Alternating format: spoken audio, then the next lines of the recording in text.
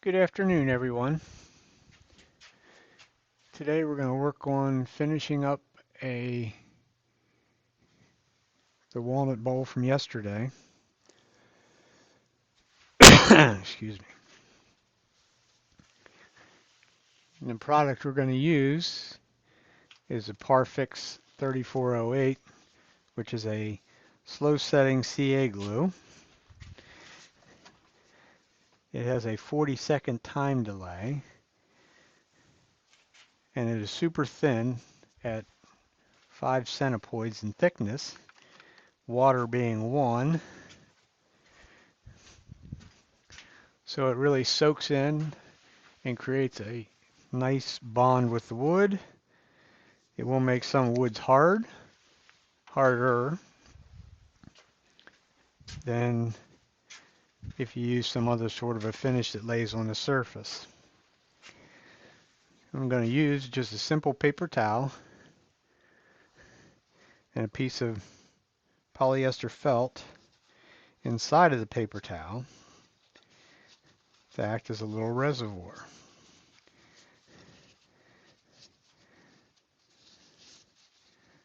And just makes you a nice little pad to be able to put your glue on. This is a product we're using. It's a Parfix 3408. It's available on my website at capscreations.com. It's no more expensive than any other brand of CA glue. It just does a really nice job for finishing your turnings. Simple, quick and easy, one coat application, and buff it, and you're done. As you can see, it's literally soaking in that it disappears. So we're going to put it on the whole way around until it no longer soaks in, which will take us to 40 seconds. It may even take us a little more than 40 seconds, but it will stay active and not set up as long as it's good and wet to a point.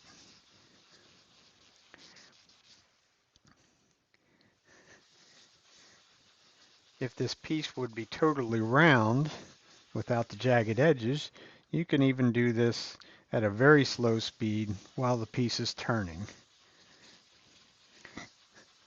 But it's almost easier, you're more in control when you're doing it like this than you would be putting it on as it's spinning. If you're doing spindle work, that's a little different story. But your lathe has to go really slow because it's so thin that it'll fly off and you'll be wearing it, which you don't want to do. At least I don't want to do. But as you can see, on the second trip around, except for the end grain and maybe a little up along the edges a little bit, you can see it's now laying on the surface. So that means it's actually hit its saturation point. If your piece of wood is really thin, you want to make sure you have something covering up the friction drive or something, a piece of wax paper or something along those lines, because it could and will go straight through. When it finds some grain, it goes nice and straight through, and you'll be stuck fast to that. And a vacuum chuck on using this product on this situation would be totally out of the question. The vacuum will suck it right straight through, and this piece would be nicely stuck fast to your vacuum chuck, which you may have spent quite a bit of money on, so you don't want to do that.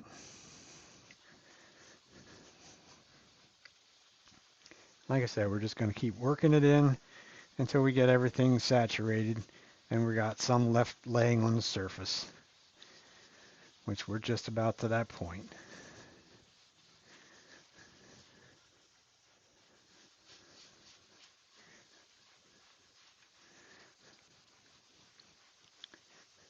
And that's it.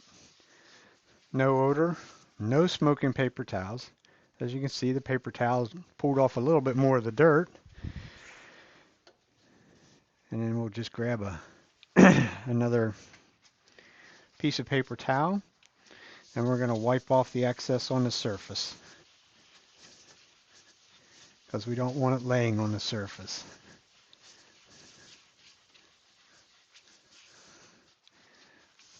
We're going to wipe it dry. This piece here has been sanded, power sanded through 400 and then 800 random orbit to get rid of any of the 400 grit scratches that may still remain, because your eye will not pick up the 800 grit random orbit sanding pattern on a piece of wood. It's just a simple, easy to use method. That's it. The outside of the bowl is done. As you can see, it pulled off some of it. Pulled off more of the dirt that was laying on the surface. But there's the majority of it soaked in, which is what we wanted to do. This product has a 24-hour cure time, which doesn't mean it takes 24 hours to dry. It just means it takes 24 hours to be totally hard. I'm going to hit this with a little accelerator because I want to keep on going. I'm spraying the accelerator at about 18 to 24 inches away from it and above it. Because all I want to do is land the accelerator on the piece. You don't want to spray it up close and personal. And at that point, I'm going to take another paper towel and spread that accelerator around and make sure there's no puddles of that laying on there, because that can of accelerator is getting pretty empty.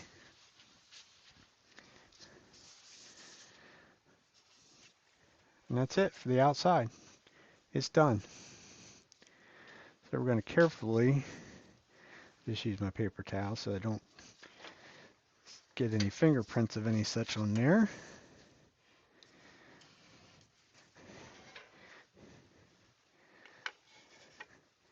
And then we'll turn it around and we'll do the inside.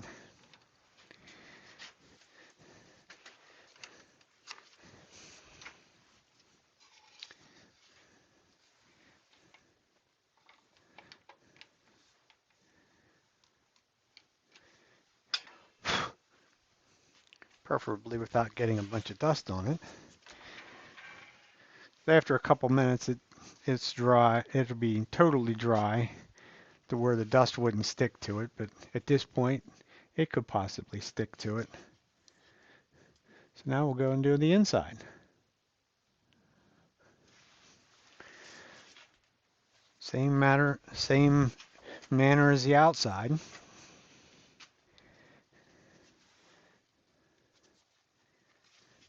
We're going to take our paper towel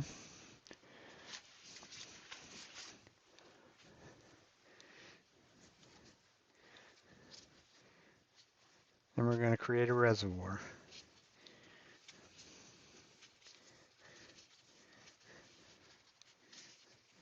Or a little pad, so to speak.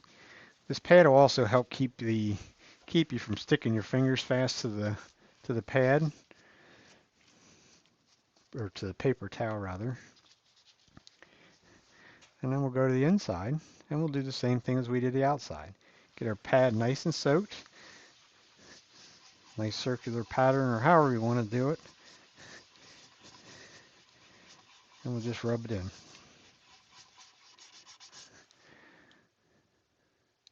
Inside's still a little on the dirty side, but that won't hurt you. It's pulling some of it out.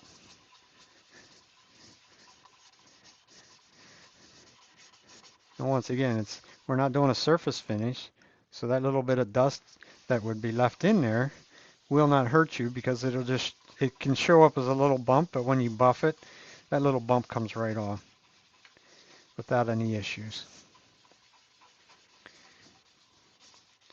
We'll do the same as what we did on the outside. We'll go around it until everything is saturated and we have glue sitting on the surface.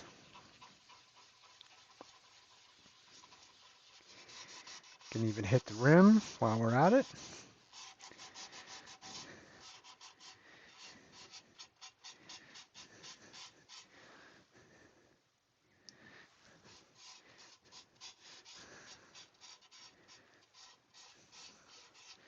And of course, this is a piece of walnut. And I have like almost zero luck keeping the bark on a piece of walnut. Where's some other woods you can keep the bark on, but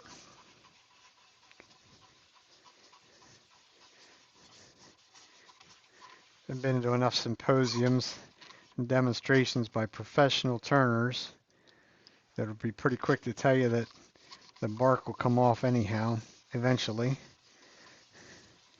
because somebody's going to pick it up by the edge. Once again, no smoking paper towels, no odor, just a very simple, quick and easy, one coat application finish.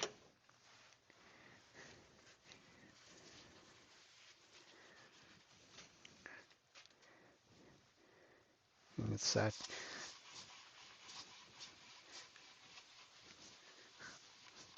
It's soaked in as much as what it's going to soak in. We do have to keep an eye on the time a little bit. Once again, we're pulling off any and more of the dust that was left behind. Looks like I didn't do a very good job of cleaning this one, the inside of this one anyhow. Like I say, it won't hurt us.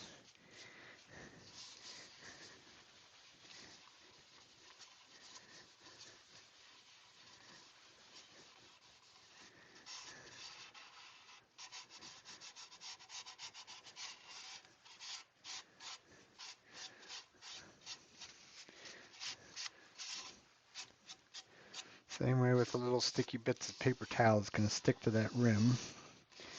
That'll come off when I buff it.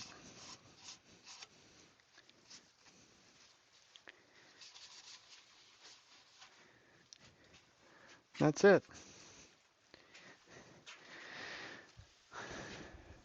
That piece is ready to sit off to the side and let it set up. Come back either later on today or tomorrow and we'll buff it. It don't get any easier, in my opinion. And we'll get a nice sort of high satin shine out of it.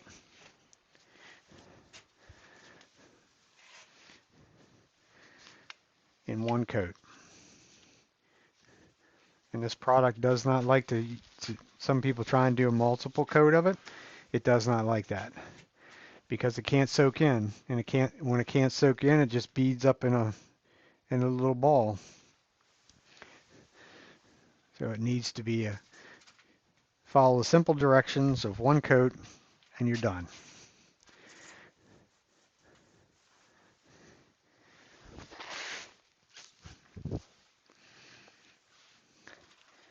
I usually give it a minute or two or three in there before I even try and take it out. It really won't stick to your fingers now, especially the outside of it. It's had long enough to set up. There it is. Nice even coat of finish and one coat. Tomorrow, the next day, I'll take the tenon off and finish up this last little bit on the back. You could do that before you buff it, or you could. It's sort of easier if you take and do this complete and then buff it. There'll be some spots up along this edge that'll probably be rough because of where the bark was at. We'll give that just a little bit of a sand before we buff it. But it's very simple, very easy to use, and probably no more expensive